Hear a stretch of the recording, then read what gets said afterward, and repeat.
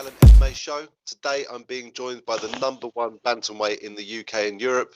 He came onto Cage Warriors and will basically shut everyone up, which is what we like to see. It's your bantamweight Cage Warriors champion, Jack Cartwright. How you doing, my friend? Yeah, I'm doing good, mate. Thank you. How are you?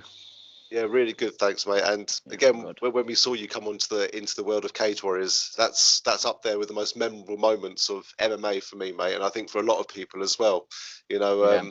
Obviously, it's the question you've obviously spoken about a lot and things like that. And what I mainly want to ask you is that I'm like a bit of a fanboy of you. I'm not going to lie, but what I think is a bit strange, mate, is that how are people still giving you shit on social media? I'm reading some of this crap people are sending you. I'm like, did you not see what you just did? Is that still? I know. No. Yeah. You can't please everyone, can you? You can't please everyone. I think none of the fighters ever say anything. I think all the fighters kind of realize that I accomplished something that was quite a good thing, and then just the trolls online, they'll just give me shit and just give me some grief about my hair and give me some grief about, oh, you look like this or whatever. But I won. Do you know what I mean? If I lost, it would have bothered me, but I won, so I'll take all that. It's worth it. I'll take much more shit than that if that's what it takes. I don't mind. Oh, it's good. I appreciate. Obviously, it's not fighters, and they've got nothing to say. But I know there's probably a few out there. But you reckon these people are just hunting for a fight with you, just trying to do the whole social media thing? Well, some of them will do. Some like if a fighter's saying that, then they obviously want the fight, or they want to get close to a fight, get angling sort of thing for a fight. On Cage Warriors, and obviously if you can beat me or you can talk yourself into a fight with me, then I'm the champion of the promotion, so you're in a good spot straight away. But as of just like the donuts online who just chat shit, then that never bothers me. I just laugh at them. They're just losers, aren't they? Do you know what I mean? They're doing nothing better with their life, so they just have a go at someone. They're telling you, the old armchair warriors sitting there with the pizza on their lap saying, you should have done this, you should have done that. Yeah. It's them sort of people, mate. Exactly. Don't lose sleep with all that. Why can't they just support like the local UK talent, man? Do you know what I mean? Like, we've got great fighters coming out the UK, going to UFC and everything like that. Like, finally we're taking over. It's not all just blooming 90% American and Brazilian, you know? Yeah. I think what it is I think that while I'm still at the level I'm at now, like I'm still on the Cage Warriors promotion, there's potential for me to fight other kids in the UK. So obviously, like if someone's from London and then his mates are all online, they're thinking, oh, my mate had beat you, so they all just try and jump on it and do whatever. But once I'm fighting international guys, even though I don't even think I fought an English kid, everyone I fought has been another nationality. They've all been foreigners. So it's like after when I'm in the UFC, then I think more people will be like, right, he's not going to beat any of our guys now, so we'll all support him. We'll support him after that. We'll support him when he's going knocking out like foreigners then. So hopefully that's how it goes. And as I said, definitely not to be underestimated as well. And you're proving that what you're doing at the moment. And what did it feel like? Obviously, I've seen some of your fights before going up to this in like full contact contender and all them sort of pre-promotions you're in before that.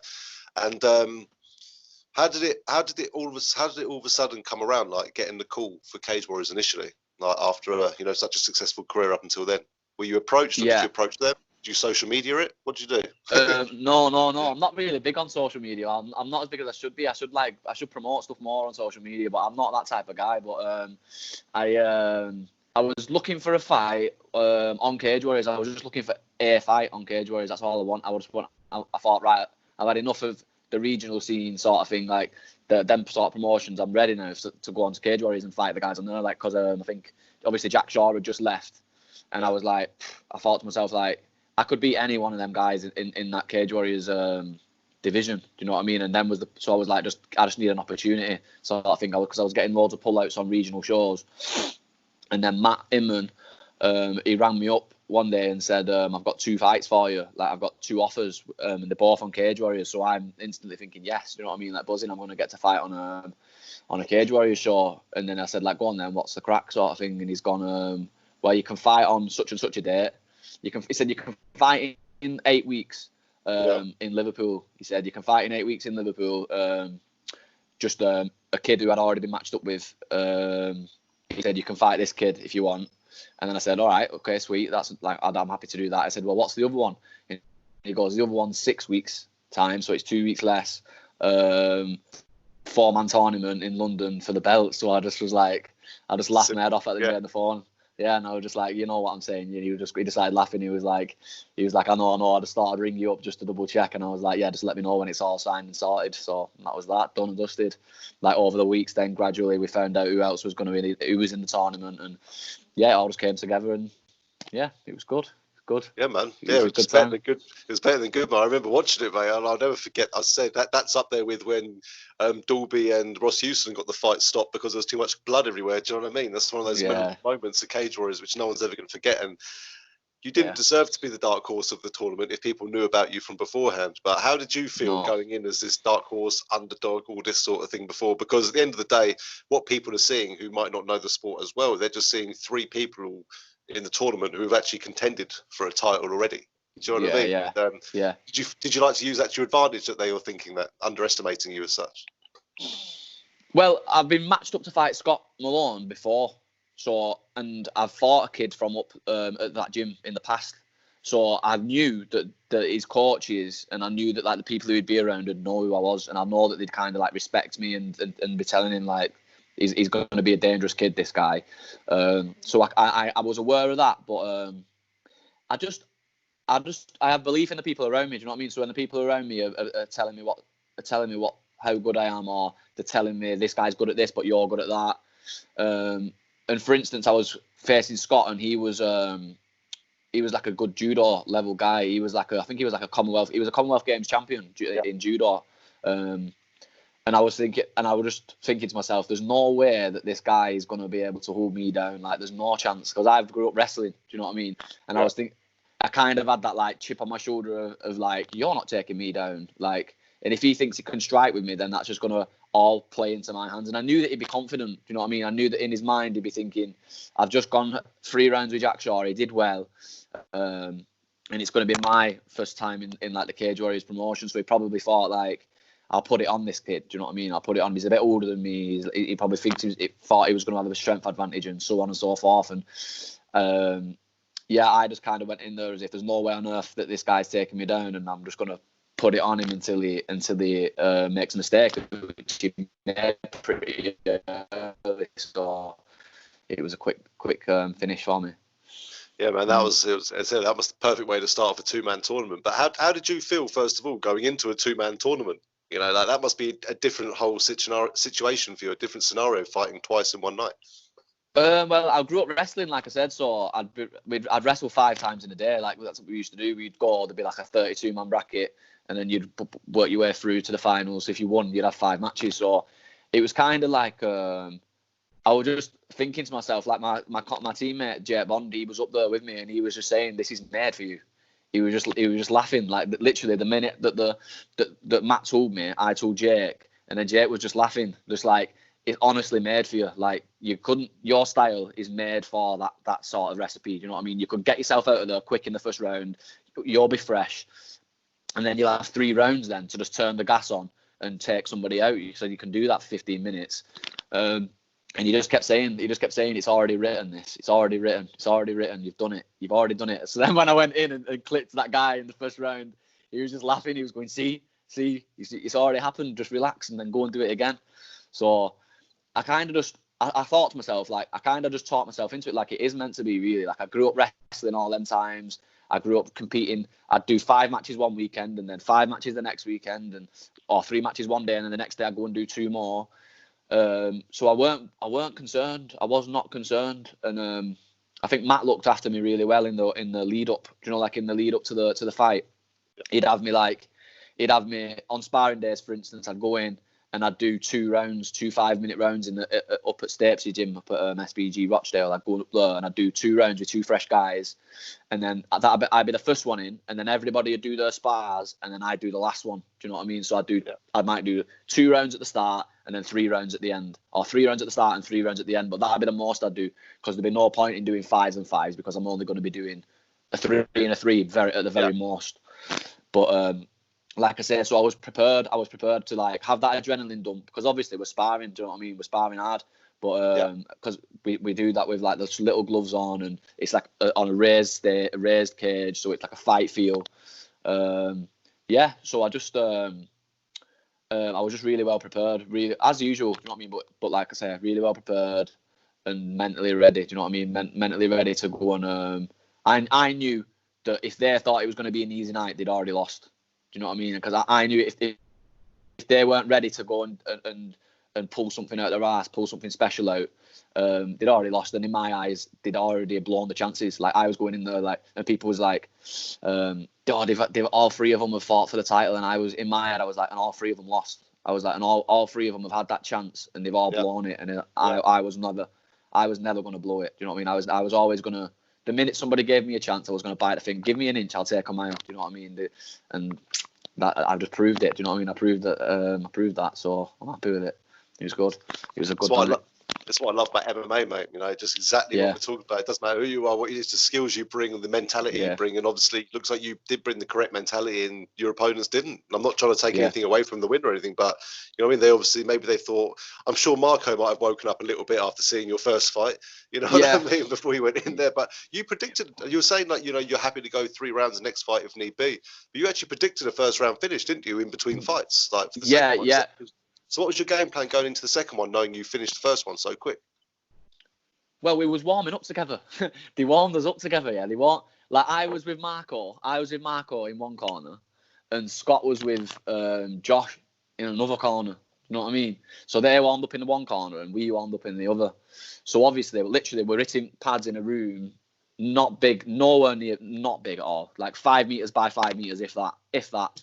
Yeah, so we're just like literally knocking shoulders while we're both hitting pads with our coaches. Because in the first fight, he went out, and then I went out after him.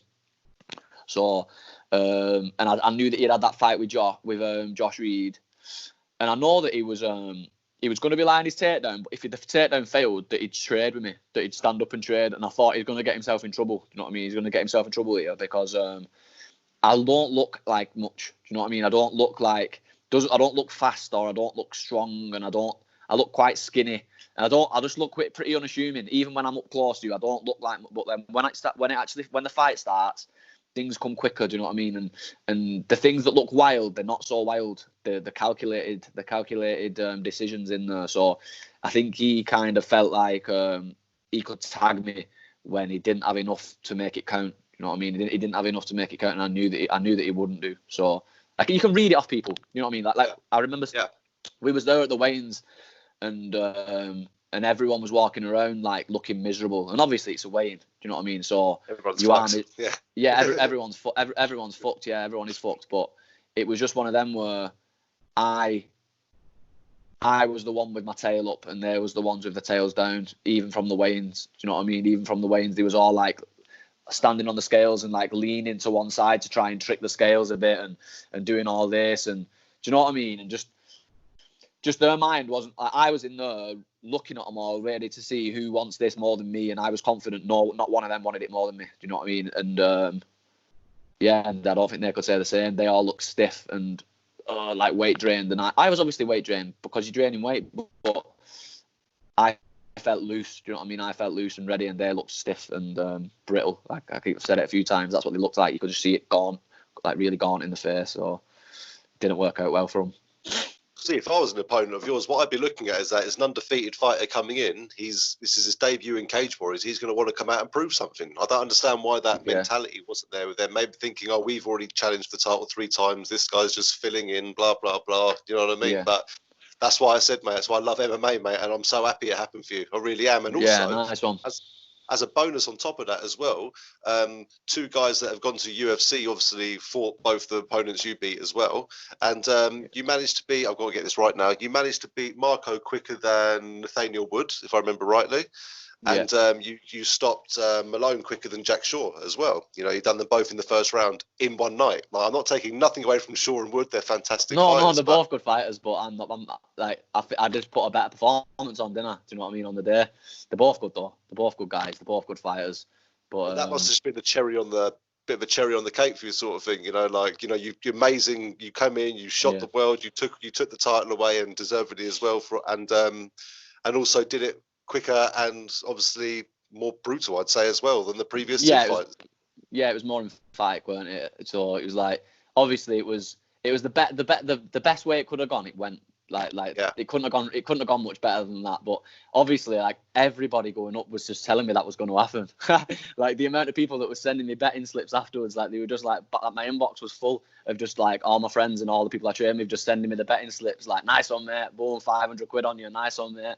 Just all was putting the money on me because it was just one of them. It was just going to happen. Like, Scott Malone shot on me, and he got deep in on my hips, and I just chucked him off me, and then I think he just bottled it. Do you know what I mean? I think he thought, oh fuck, like that was a lot stronger than I thought it was going to be, because like I say, I look skinny and I look like that, but you can't see strength.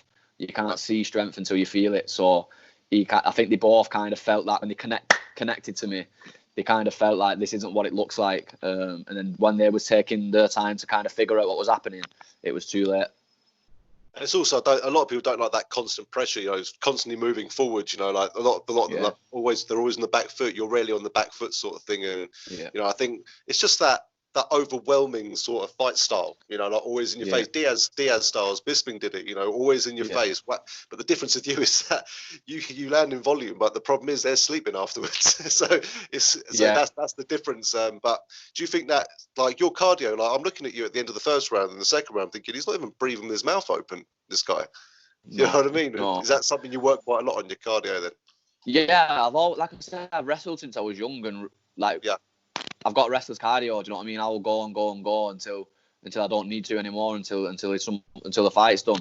But like you say, I had that last fight then, and it went to a decision, and I was so frustrated afterwards. Do you know what I mean? I was so frustrated in myself, and I've just kind of learned that it was just a really negative performance from him. Do you know what I mean? It was a really negative performance. It was kind of like he went in there trying not to get stopped. Do you know what I mean? He went in there hoping to not get stopped and not get hurt. Like, that's honestly what it felt like. It was like I went in, walked forward, and he was instantly flinching. Do you know what I mean? He was instantly moving. He instantly felt it, and then I hurt him bad, and put him down. And then he just shut up shop from there and didn't want to know. He just, anytime I came near, he'd just connect, fall to his back, throw an armbar up, throw a triangle up. And he never came close. You know what I mean? He looked close. Like, I've watched it back on the fight, and there was times where, like, the commentators and that are like, oh, da da da, and I'm thinking to myself, like, in the fight, I was not concerned for a single second. There was not 1 second of that fight where I was concerned. Literally not a single second where I felt like I should have done, like that I was in trouble.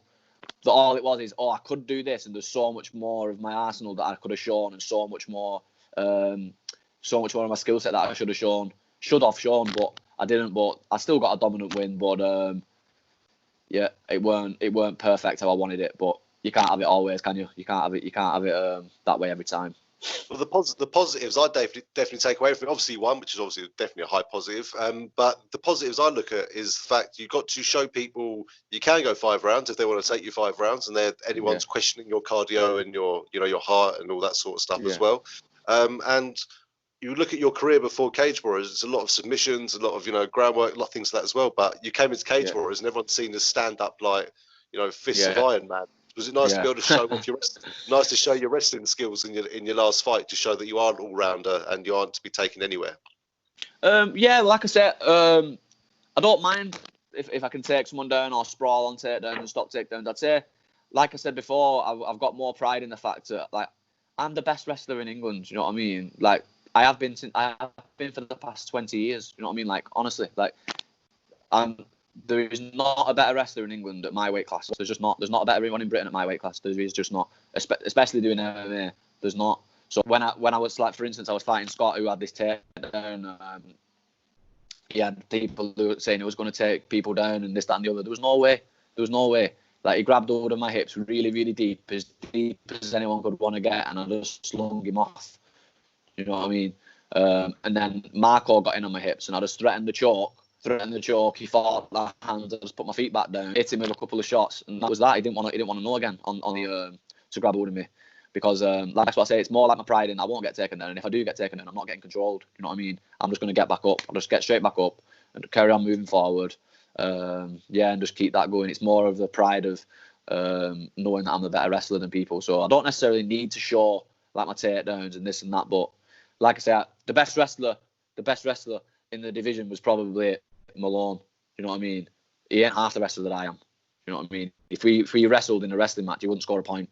You know what I mean? He wouldn't score one takedown. He wouldn't score 1 point. He'd get beat easily. So that's what I like people to know. You know what I mean? Yeah, I punch and I like to strike and blah blah blah. But I'm the best. There's no better wrestler than me in this country. Like nowhere close. It'll take some NCAA, like American. Do you know what I mean? He can take me down. Do you know what I mean? I'm not saying that if I fight bloody whoever, do you know what I mean, they won't be able to score takedowns because, do you know what I'm, like, of course, do you know what I mean? But I'll work from my back, I'll strike from my back, I'll stand back up, and when I stand back up after you've worked hard for that takedown, it's going to be really, really disheartening. You know what I mean? So I'm happy for them sort of things because I grew up wrestling and grinding, so I'm all for that type of fight anyway. Doesn't bother me. Easy.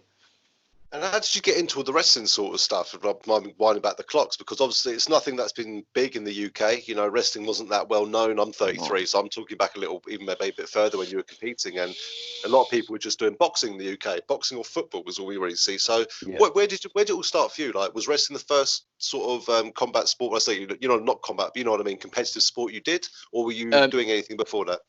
Yeah, I went into a kickboxing gym, like a Muay Thai gym, when I was like 5. Yeah, so yeah. So I was doing that when I was like 5, and I just enjoyed it. I wasn't doing it for like competing, but I'd put like the body shields on. I'm obviously only a little kid, you know what I mean? And I'd go and have a little knockabout, and I'd hit on the bags, and I'd do that. And I used to love it, you know what I mean? I used to love fighting. I used to love like all fighting films, and And I remember one of the guys at the kickboxing gym, he like brought me into his office, and he's like, "Look at this on the screen," and he was showing me Pride. He was showing me Pride. Quality. Perfect. Pride fights, and this is probably like, I was probably like 7 years old, do you know what I mean? And he was showing me like these, and I remember like looking at them and thinking, "Ooh, like I'd love to do that one day," do you know what I mean? And then obviously I liked like WWE and that as well, so I liked wrestling. So I went to a wrestling gym, and then I went to it was an actual wrestling gym, do you know what I mean? So like an amateur. So what you expected when you walked in? You were like, "Where's all the suplexes and DDT?" Yeah. No, it wasn't what I expected when I went in, but I loved it instantly. Do you know what I mean? I loved it instantly and took to it really quick. And within a year I was internationally wrestling. And then I did that until I was like 16, 17 years old. Started boxing when I was 13, and started MMA when I was 18. So, and then obviously just went on from there. How did you find that transition going into going into MMA? So everything you've learned from the Muay Thai, the wrestling, which is obviously a massive fundamental of the game as well, you know, very important. Most wrestlers do well in this sport. And then you got your boxing, your Muay Thai, and your wrestling. How did it feel putting it all together and going to MMA? Yeah, it felt good, man. It felt good. Like obviously, I quit wrestling and then boxed for a couple more years afterwards. So I'd obviously wrestled the whole time, and then I'd started boxing. So it was very natural to me. It was very, very, very natural to me. I could stop.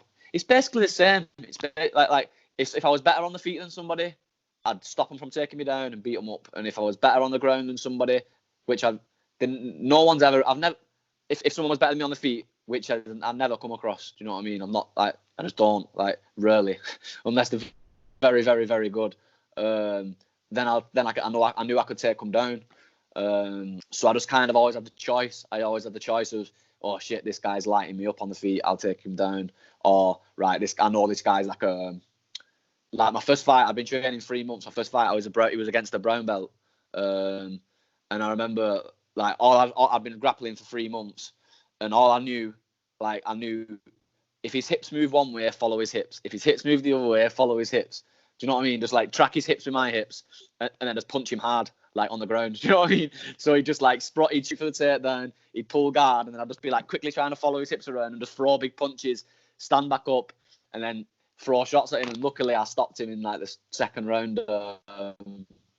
So it kind of like, I kind of just carried that through the rest of my fight career. You know what I mean? Just like choosing. Right, if this guy's good on the ground, I'm going to keep him standing up, and if he's good on the feet, I'll take him down. I'm a well-rounded fighter. It must be lovely knowing you can take the fight wherever you want it. You know, you can keep on the feet, keep on the ground. You can really dictate where that fight goes, which is such a huge advantage. But so when did because obviously you got a lot of submission wins. When did that get rolled into your training as well, like jiu-jitsu and things like that? Straight away. Like I had in my wrestling career, I always loved like the front headlock series. Like I always, obviously, it's in jiu-jitsu it's different, but I always had a really good front headlock, like a good sprawl, and I'd catch people in the front headlock. And you do turns in wrestling, so you'll do like our pinning combinations. So you'd like turn them over the shoulder blades, and you get 2 points. Yeah. Okay. So if you control them in the front headlock position, then you can manipulate them really well and like either pin them or and there's certain like sneaky things that are illegal in wrestling that you can do that put like a blood choke on in wrestling. It's illegal, but it's sneaky and people do it. Yeah, and I used to like to do it. I used to like to do that one. So obviously with a little bit of modification, it's like a really strong guillotine. Do you know what I mean? It's like a power strong guillotine. So I cut, and obviously Saul Rogers was my coach. So nice. So we gelled well. Like he the things that he was strong with, he could pass easily to me. Do you know what I mean? Like he had really good anacondas, really good guillotines, neckties, all that sort of stuff. He was really strong with. And obviously I had a good front headlock series for wrestling. So he just kind of like, yeah, Jack, do this, do that. And I just picked it up really quick. And yeah, that's like most of my finishes, most of my chokes are them sort of things. They're like dash chokes, anaconda chokes, and yeah, man, I'm just reading that now. It's mainly focused on the head, isn't it, with guillotines? Yeah. I think there's the odd arm bar in there and stuff like that. Yeah.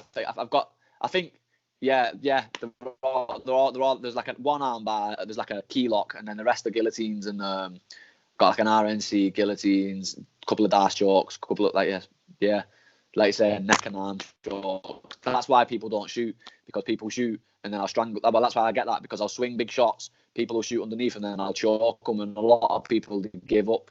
Like I'll hit them on the glove, they'll think fuck that. Like they'll shoot for my legs, and they'll really try and take me down, and then they'll just fall into something, and then they think, all right, I'd rather get beat with a guillotine than getting chinned. So that's kind of what it falls down to a lot in the sport, innit? Like who wants to carry on the longest, who wants to find a way out. So you just got to keep the heat on them until they jump out. Savage, man. I love it, man. I'm just so happy you're a British fighter. No disrespect, we got another decent fighter coming through. And, mate, it's just nice to see, because they're all retiring, man. Do you know what I mean? They're all retiring, guys, to the UFC and stuff. But yeah, a new wave's coming through. A new wave's coming through, man. A new wave. It'll be good. New breed, the new wave. No, said the Americans aren't going to rule the scene. What would you? I know it can't be happening, but would you like to go to America and do those NCAA competitions in your weight class? If I could do my, like, I wouldn't change a thing about my life. Yeah, I wouldn't change a thing about my life. I love my life, but if I did it again, I would very like to do that. Do you know what I mean? There was a moment in time where I could have gone to America and I could have gone to a school over there. Yeah, when I was like 15, I had like an opportunity where it was like floated. The opportunity was floated. Like, you do know, like if you was like 16, 17, you could go and do this. And I ended up falling out with wrestling and moving on to boxing and MMA. But like, I've always loved wrestling, and like I watch the NCAAs every year. Do you know what I mean? I'm like a massive fan of wrestling. Do you know what I mean? I watch that all the time. And I went over and wrestled in America at some wrestling camps, and wrestled like I went to Iowa and wrestled at like the Hawkeyes training center over in America, and wrestled with like some of the guys over there. I was 14 and they was 15 and 16, and there was like just like the Ohio State champ was there, and the Oklahoma State champ was there, and whoever, and I loved it, man. Do you know what I mean? I was doing well. I was like right there with them guys, but they was a couple of years older than me. But how did you find that step up? How did you find that step up in competitions, like at the age? Did you realise shit that they asked? Yeah. I set you up to scratch with them though. You were keeping your. Like the best guys there was better than me. Yeah, because there was, like I said, there was a couple of years older than I was, but there was high level. Do you know what I mean? There was like high level guys. They was going to like national tournaments and placing like top 3 in the nation. Some of the guys out there, but like I said, there was a couple of years older than me. So to me at the time, it was like you said then, it was like, yeah, this is where you want to be. This is the sort of training that you need.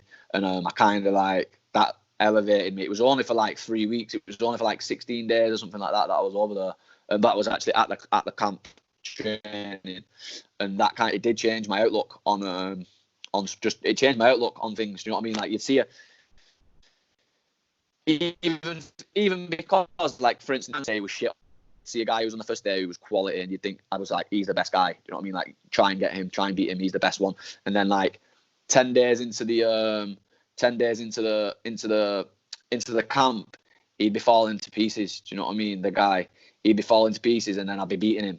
But then there'd be another guy who was the best guy. Do you know what I mean? There'd be a guy who's like, this guy's come out as the strong one now. So it's like, it doesn't matter if the guy's strong at the start or the guy's. You think of that guy, oh shit, he's a fucking good guy. Him, like, like, everyone's human. Do you know what I mean? Everyone will fall apart. So I think that kind of like drilled that into me, because when I was young growing up, you'd go and wrestle a Russian, or you'd go and wrestle a German, or you'd go and wrestle a Latvian or whoever, and you kind of have it in your head that, like, oh, he's got he's Russian, he's good, or oh, he's a German, they're good, or and then you beat one, and then you're like, they're just a regular guy. Do you know what I mean? It's just a regular guy, just like you, 2 arms and 2 legs. Do you know what I mean? Just go out there and do business. Like, if you go out there and do things to the best of your ability, like, things should turn out well. Things should turn out all right. But I wouldn't, especially those Russians, mate. I know everyone's got that thing of the Russian sambo and all that sort of stuff. Yeah. You know, that sort of grappling and wrestling. Yeah. But again, mate, you held your own, and it's just so great for someone from the UK to have that much wrestling experience and be competing in MMA, because it really puts you on the level which I find the Americans and stuff have always had a slight advantage on us with, you know, because they have. When we're playing football in like PE, they're wrestling, you know, and these kids you met have probably got scholarships to schools and colleges just for wrestling, you know, and imagine that in the UK, man, you'd be in the best school in England. Exactly. Do you know what I mean? I'd love it. I'd love that. But we've got good wrestlers over here. We've got good wrestlers. You know what I mean? Like Mike Grundy. Mike Grundy's a top wrestler. You know what I mean? Yep. He was a very good wrestler. And we've got other guys who are not in MMA who are on the wrestling scene, who are decent and good, who are good, like, top level wrestlers. So it's more popular now probably because of MMA, especially. You'll see it, I bet, in the next, say, like 5-10 years. The level in wrestling will go higher, because people who have got the 9-year-old kids who they've grown up being UFC fans will stick the kids in the wrestling club.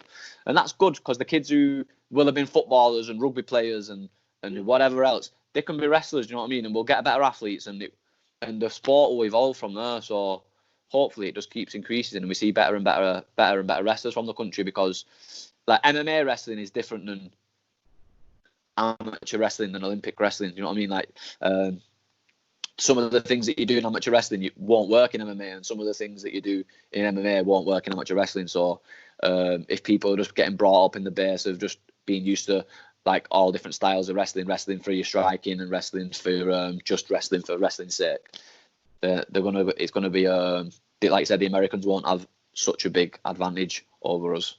Which I think the gap's way smaller now.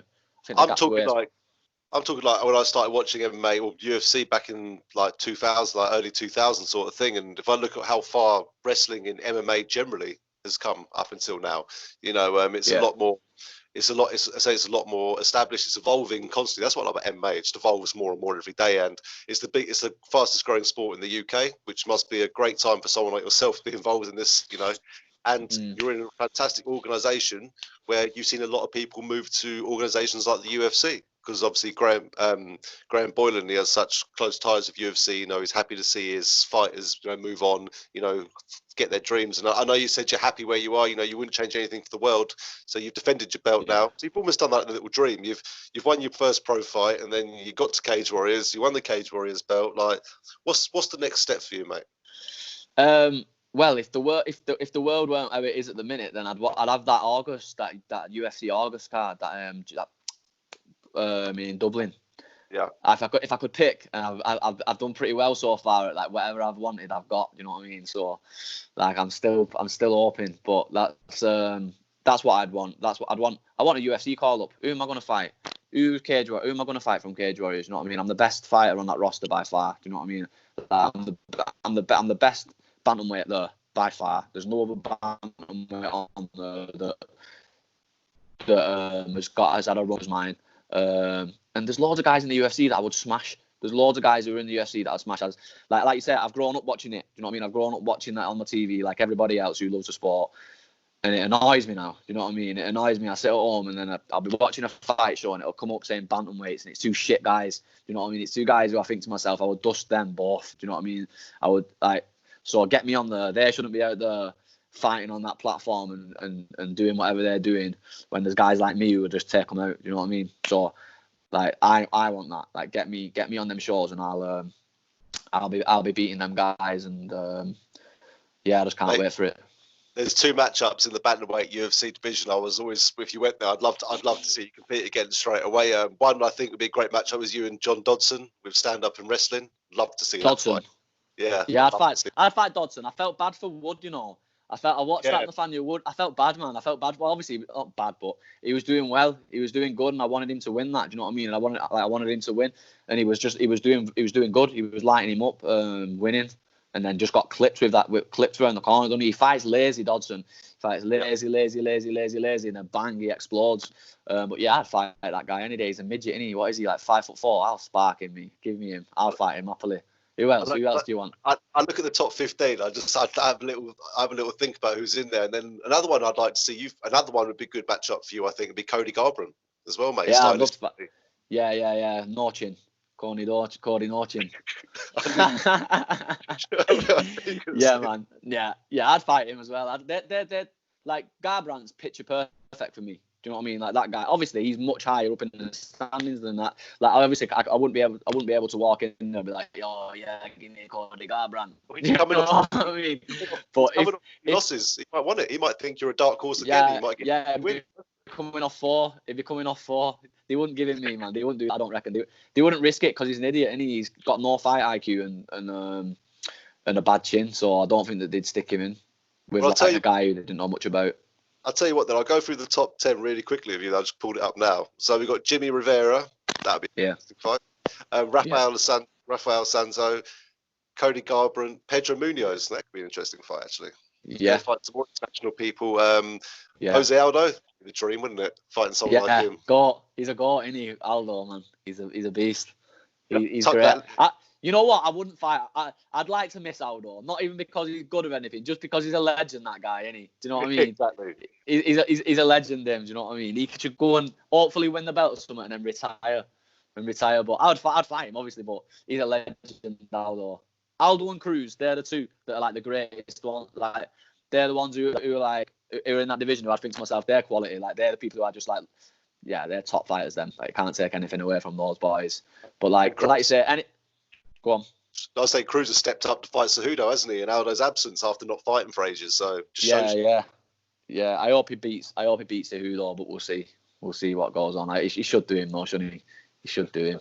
If he doesn't get injured, let's not say things like that. Nah, but don't jinx him. You're talking about Aldo being a legend. That's one thing that annoys me is that I've got nothing against McGregor. I love what he's done, but he knocked Aldo out, and everyone thought, "Oh, that's Aldo done now." It's like, well, no, look what he did before that. Yeah, like, he got beaten in the first round quickly. It could happen to anyone. You know what I mean? Yeah. And, of course. You are right. He's the greatest, mate. Look how long he held the title for. Look at the people he beat. You know what I mean? So that's the place for you. You've got an easy place. Like, even if you go outside the top 10, Jack, you know what I mean? You go outside the top 10. You're seeing names which, as you said, like you're thinking, who are these? They're fantastic fighters, but you know what I mean. You definitely fit in there. Listen, very easily. you took me in there, man. Like, I shouldn't be fighting. Like, I don't want to be fighting like 5-2, 6-0, 7-1, 10-4. I don't want that. Do you know what I mean? Give me a fighter. Give me a proper fighter. Give me a fighter who people know, people respect, people think is going to beat me. Like that's what I'm not bothered. Like I'd happily fight anybody, and I'd beat anybody as well. Do you know what I mean? And I know that I would. All I need to do is land. That is it. They've got to last them that whole time with me. You know what I mean? And all I need to do is land. And a lot of them, fucking hell, they couldn't fight their way out of a paper bag. Do you know what I mean? A lot of them, they're weak. Do you know? I've never felt a bantamweight. If there's anyone, I've never felt a bantamweight who's strong or who hits hard. I've just never come across it. I've been in the sport now 8 years, and I've never come across one. Do you know what I mean? So just chuck me in there. They're all, you see, like I say, you'll see when I go in there. You can watch this back, and you'll see what I'm saying. Like I want to just go in there, fight the best guys who will come to fight me. That's why those two fights was like as exciting as they was like in that tournament, because they both thought they could win.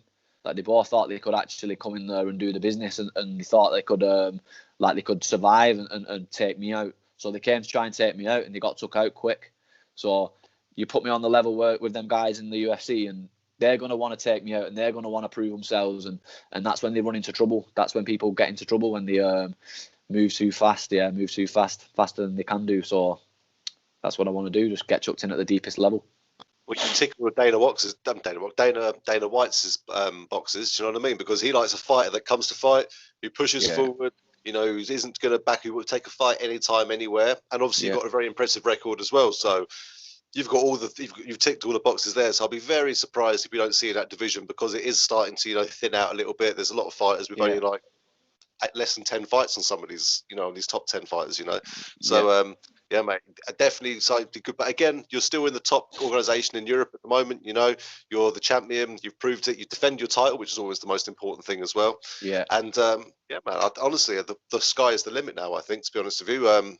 Let's just hope this coronavirus situation gets lifted soon enough for them to start talking again, mate. Yeah, that's all I'm waiting for, mate, to be honest. Like I say, like you just said, then I love fighting for Cage Warriors. If I could have picked any organisation to fight in, it would have been Cage Warriors. Like, I'd rather fight in Cage Warriors than Bellator, for instance. Do you know what I mean? If someone had said to me, like, where do you want to fight? Obviously, UFC was standing. I'd be like, let's go to Cage Warriors. Let's get that Cage Warriors belt. And then from there, I want to go to the UFC. Do you know what I mean? Winning the UFC, getting the top 15, getting the top 10, top 5, be the champion. Do you know what I mean? It's a clear set. It's a clear goal. And all you've got to do is just keep getting fights and winning. So that's all I'm waiting on. Like I said, just get all this sorted out. Book that next fight in. Hopefully it's in the UFC, but if not, send some other lamb to the slaughter with Cage Warriors. And yeah, man, and then that's it. Just keep winning, and keep putting on good performances. That's it, mate. And again, can't wait to see it happen, mate. And just before I let it go, I just want to say thank you very much, mate, for giving up your time. As I said, we've got plenty of it. You know what I mean? And it's great chatting to you. I could probably talk to you for another few hours, to be honest with you, mate. I know. But before I let you go, just give a shout out to anyone, gym partners, actual coaches, sponsors, things like that. Anyone who's helped you get to where you are now. Yeah. Well, just obviously everyone down at SBG Manchester, everyone there that helps me all the time and puts a lot of time and effort in. All my training partners. We all put that graft in together. Like I said, Matt Inman puts a lot of work and effort into me, so I'm buzzing with that. My managers down at MTK MMA as well, and Gambari Fightwear as well. They've sent me some stuff down, so I'll be using that when I'm going on my runs and getting some work in on the quarantine. Other than that, no other sponsors, so if anybody wants to sponsor me, then just get in touch. That's it. Why wouldn't they, mate? This guy's on the way to UFC, so make sure it doesn't matter. He's the Cage Warriors champion, and let's look at the Cage Warriors champion. You can look at the list, the alumni of Cage Warriors champions that have moved on to the UFC and done great things, from McGregor to Bisping, Joanna Jędrzejczyk, Dan Hardy. You know what I mean? Now recently we've had like Jack Shaw, Modestas, Jai Herbert, mate. You're on the road, mate. You're on the right path with the right organisation. And again, I have to give a shout out to Graham Boylan, for being so great about letting his fighters move on to better things and not holding on to them. It's fantastic. Yeah, man. Anyway, it's been great talking to you, mate. And I can't wait. I just can't wait to see you in the cage. And I'll see you backstage, hopefully, after your fight. Yeah. Nice one, mate. Thanks a lot. I'll see you soon. Thanks very much. Have a great day. Nice one, man. Bye. You too.